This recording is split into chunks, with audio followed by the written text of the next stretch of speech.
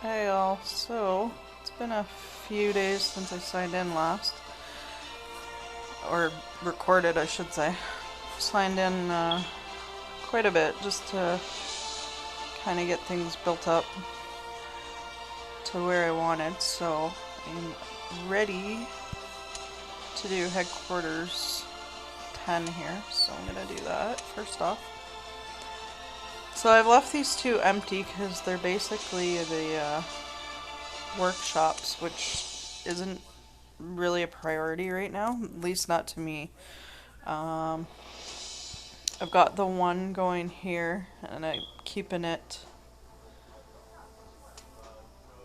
a little bit leveled, just with stuff that I need. So, and I haven't bothered researching antidotes because I found that you end up getting quite a lot of them as you go. You accumulate them. A lot of them come from the cinema.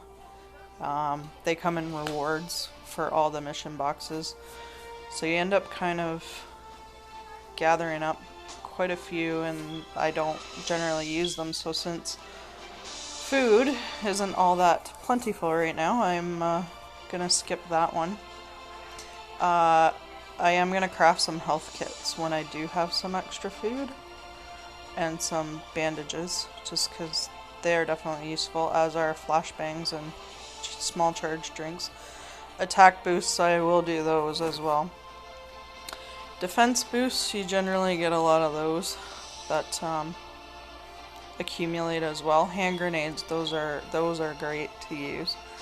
Hand grenades and flashbangs give you a leg up on when you get stuck on a world on the map on one of the stages, and they also give you a good hand up to do some damage to the war machine before you can charge your hero. So you do a bit of damage and the war machine may miss, or the hand grenade takes the attack down when the war machine hits you, so that's pretty cool. And that's for 6 turns, so that's awesome. That gives you a chance to throw some tiles and get your heroes charged, and you don't have to worry about the war machine necessarily killing off your heroes right away. So I do the same for the training camps as well. So I'm taking one of these up kind of as I go. So that one's at 7 right now, but I'm skipping a lot of the research in here too. So I will not research another level until I get down to the extra low cost at 11. So the extra low cost is only 2 recruits, and I think it's what, 1600 in food, so it's really cheap. So all these ones I'm gonna be skipping over as I go. As you can see, I haven't done too many already. I'm only utilizing the 3 right now. And then pretty much on when you get to training school 11 and do that research, which is here, it's a picture of Jennifer. When you get to that one, you can pretty much keep it running 24/7, which is awesome actually. So every 2 hours you'll get a feeder, so it can keep going, and God knows we need thousands of feeders, so that's a helpful one. I keep that one going in my main account. I keep at least one of these ones going in my main account all the time, 24/7. It's a good way to hide recruits and food too, because you can always pull them out later, like when I get to TS20 and where it's a bit more food intense and it needs 100 recruits to run. So you can always just keep dumping them in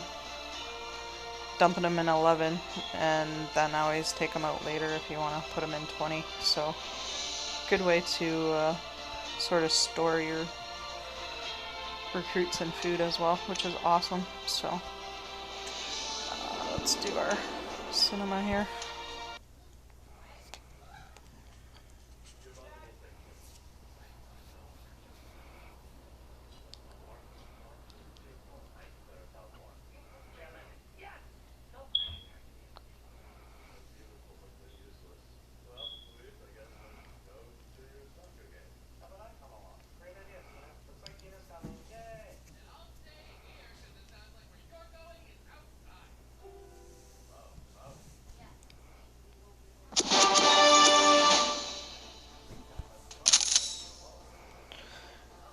Okay, so Path of Valor opened up for me, which is good.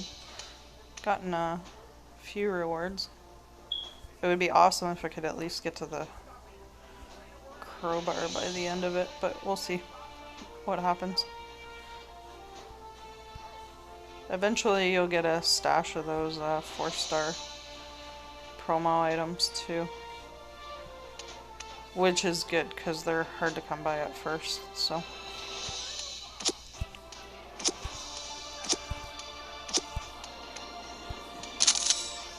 So the other thing I wanted to talk about today, besides the crafting and the training schools, was the skill books. So I haven't done any skill book upgrading yet. Now these can get pretty pricey. I do like the concept of the skill books, which is to take up the special of the heroes, which is great. So Rex right now is my most powerful hero, so I've been dumping as many yellows into him to level him up, and I'm using him as tank right now. Probably be using him for quite a while as tank. He's a decent 4-star for sure. For sure, he's got a good hit, and then he does the defense down for 3 turns, plus he removes buffs. There's not a heck of a lot of buff dispellers, so it's definitely a bonus that I drew him almost right away. So I'm gonna take up a special skill here.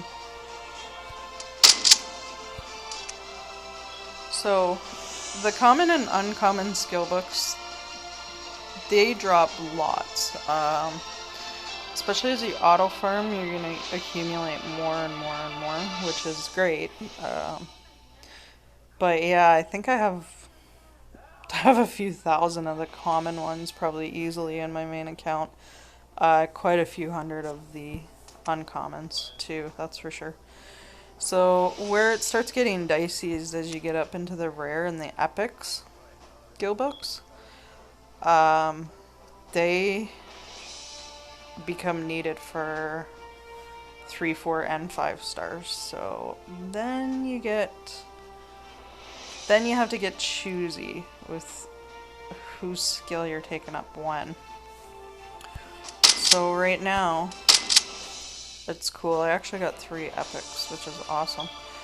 So I'm blocked until I promote him again. So he's gonna stay like that, which is fine, because then I'm not gonna use up any of my epics quite yet until I'm able to promote him again. So you do get to 3 stars where they need epic skill books too, which I have no idea why. It's kind of silly that a rare hero needs an epic skill book, but it is what it is. So if you continue and want to max a skill on a 3-star all the way to from 7 to 10, I believe it needs the epic skill book, so that gets quite pricey. It's quite intense because you're also going to need them for your 4 stars and your 5 stars. So who else can I do? Well, you know, Tella is still my only 3-star green. That's funny. She's also a healer, so I'm okay with putting some skill books into her as well. I'll probably be using her for quite a while before I get somebody different, or 4 or 5-star green. So regardless, I would need 30 heroes for war, right? So she's gonna be around in my roster for quite a while. She'll be quite useful, so. Oh. Now see, so on level 4 to get to 5 you need the rare skill books already.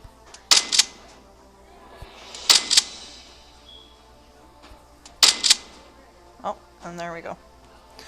So I'm out of uncommon, but that's okay, they'll drop enough. I do a lot of farming already as well. I'm only on 8 on the world map, so because I do a lot of low level farming already, just to get more feeders and get more recruits so I can level up. I don't want to go too far in the world map yet because I'm just going to get stuck because my heroes aren't strong enough yet. So I'm okay with auto farming to fill the mission boxes and get some of the crafting items and the skill books that you need. So, but yeah, so she'll need 1 if I want to take her from 7 to 8. So yeah, it's 8, 9, and 10. So those last 3 levels need the epic skill books for this 3 stars. So choose wisely. There's definitely some 3 stars that are worth it. There's some 3 stars from the different events that are worth it to max your special skills as well. Like Maxim, I probably would max his special skill. If you got a copy of Vittoria, dude, like, she's a beast. She's just a great 3-star. She's definitely worth maxing the special skill for sure. Latte is another one just because of what he does. The coffee man. All enemies get minus 35 defense for 3 turns. Like, that's awesome. I use him quite constantly in the challenge events, so he's got a good hit for sure, and he'll be around in my 30 heroes for war for quite a while, so I would probably max his special skill as well. She's not too bad either. I'm a fan of the AoE heroes where they attack on everyone. I can't help it, but I just like the fact that they hit everybody, especially when you're doing a raid, right? And that's handy for the challenge events. Plus she does the blinding, the minus 20 accuracy for 3 turns, so they might miss when they hit, so I don't mind Ingrid either. She's not too bad. So yeah, and Dougal healing and armor, that's alright too to put some skill books into. And I only got 1 common skill book. Cool. Alright, well, I'll accumulate a bunch more when I'm doing auto farming, so that's alright with me. That looks good for now. So I managed to get skill books into these 2, and these 2 are important to my team. They're both on my defense. So yeah, I don't mind putting resources into these guys, especially because they're on my defense and they're gonna stay that way for a little while. So yeah, so definitely as you're choosing who to drop skill books in, from rare and up, just yeah, definitely choose wisely because you can't take them back. And once they're gone, they're gone. If you're the world map, if you're all the way up to 12.9, it drops quite a few rare skill books. It's a good one to farm, 12.9. It's all blue heroes too, so if you happen to get a blue mission box, that's a good one to hit up. 8.7, I'm not quite there yet, but 8.7 is a good one for green mission boxes.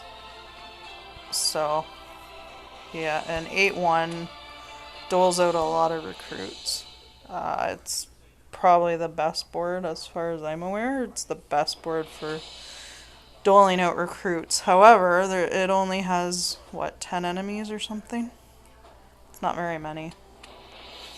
Well, I can use the loot ticket and tell you for sure. So 73.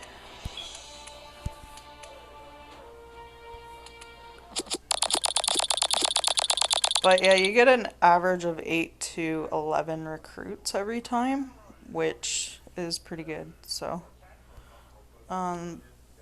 see, it only dropped 10 enemies though, so depending on your world energy, you may not be able to fill up a mission box with 8.1. I think it takes about 30 flags, world energy flags, to fill it up. So 8.7 though would fill it up, and 8.2. 8.2 as well. This is not a bad board for recruits and that. Let's see. how many enemies drops.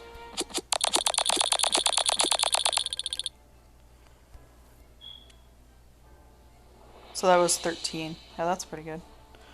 13 enemies and what was that, 10 recruits? So that's pretty good. Yeah, so if you're looking to fill a mission box quick, hit up 8-2. And then if you get a green mission box, hit up 8-7. Those are great boards to farm, so. I'm almost to the point where I can auto farm these boards, which is awesome, so I'll be doing that pretty quick. Right now I'm auto farming in 6 without a problem, so I can pretty much just replay the boards and not have to worry about my heroes being killed off. If I hit these ones though, they're not quite strong enough to survive auto farming. So yeah, we just missed this war machine. That's too bad. 39k. Oh well, it is what it is. You have to pass and miss a few. I'll have 3 full flags to start the next one though, so we should be good on that one, on the next one. No, don't want the Valor Pass. The Valor Pass is good value though. I won't be getting anywhere near the end of this though, but if you take a look, like 300 gold, that's pretty good, and these are for the events. The challenge event that's coming up, you can use them on. For the kind of stuff you get for only $13.99, like that is decent. 10 hand grenades, that's awesome. These craft weapons drop a lot of parts, so they're good to have too. If you were going to spend some money, mercenary event tickets as well, that's awesome. If you were going to spend some money, this is where you'd want to do it, because it is actually good value for the return on. It's $13.99 here in Canada, and I'm sure it's different prices in other countries, but yeah, for $14, I mean, and especially it'll guarantee you 5, right? 5 promo items over the whole thing, and when you get to the end, just the bonus avatars. So you only have to get to 48 to get all 5 promo items if you were to pay for the Path of Valor, so it's good value, especially these epic skill books. Oh, I can never wait to get to 40 on POV, because that's probably the item I need most out of everything. So yeah. The other thing that's of good value is the VIP, the daily rewards, and you get a second builder. I'm just not interested really in dropping money on this account yet. As I get going, I might see how it goes, but yeah, Path of Valor definitely gets you a lot in return for your money, which is good. So I think that's it for today. Just wanted to touch base with you guys. Haven't done any videos in this account for a little while, so thought I'd do that and talk about skill books a little bit. So I should do one more board so I can open. Oh, zombie horde, yeah. See if I can do the first level of this and then I can open the mission box. Oh, weapon cap reached. Okay.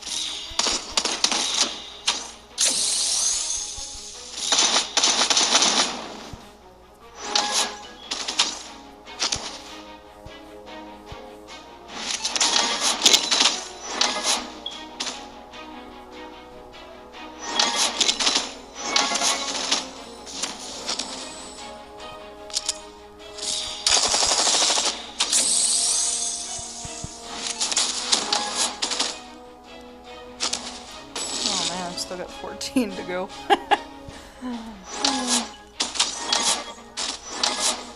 My tiles don't have a heck of a lot of impact yet because I haven't leveled too many weapons up.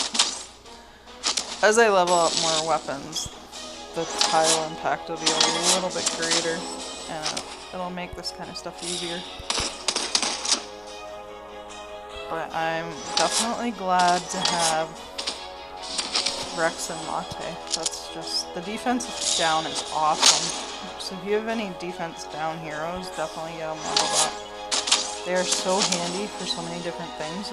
They're very versatile, which is great. That's what you need. Throw that in there.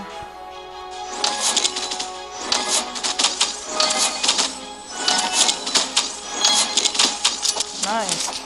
Sweet.